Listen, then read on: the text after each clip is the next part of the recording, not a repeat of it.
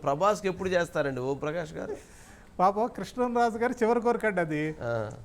ఏది మా తమ్ముడు కొడుక్కి పెళ్లి చేయాలి అని ఆయన పాపం చాలా తప్పించారు చివరి నిమిషం దాకా.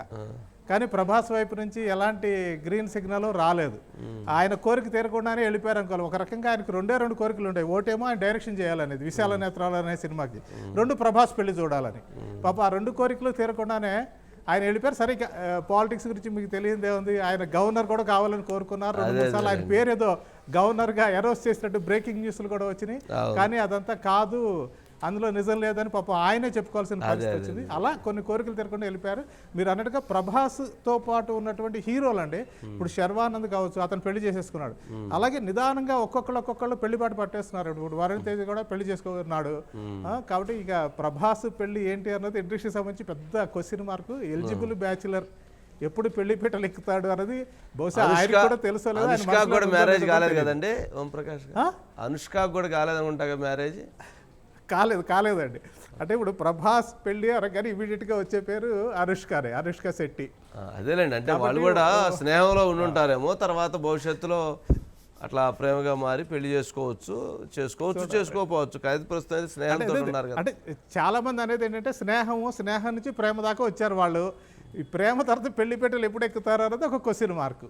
లేదు అంటే మీరు అన్నట్టుగా స్నేహం నుంచి ప్రేమలోకి వచ్చిన తర్వాత ఆ ప్రేమలోనే కంటిన్యూ అవుతారా, ఎవరి కాళ్ళు పెళ్లి చేసుకోకుండా అలాగే ఉండిపోతారా?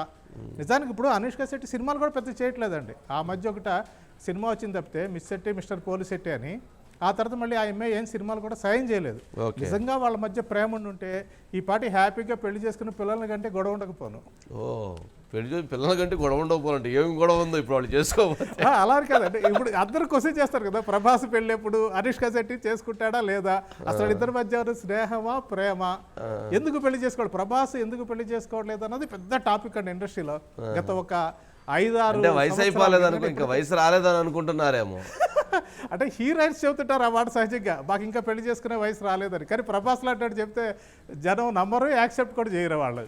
అంటే సరే అదే వెయిట్ చేస్తూనే ఉంటారేమో. మరి ఇంకొక మంచి హిట్ కొట్టి తర్వాత అంటే కాదండి, సలార్ కూడా పెద్ద హిట్ అయినట్టే కదా. అంటే బాహుబలి అంత రేంజ్ కాకపోయినా కానీ బాహుబలితో ఆల్ ఇండియా లెవెల్కి వెళ్ళారు. ఆ తర్వాత వచ్చిన సినిమాలన్నీ ఫ్లాప్ అయినాయి. మళ్ళీ సలార్తో ఒక్కసారిగా తనేమిటి అన్నది ప్రూవ్ చేసుకున్నారు.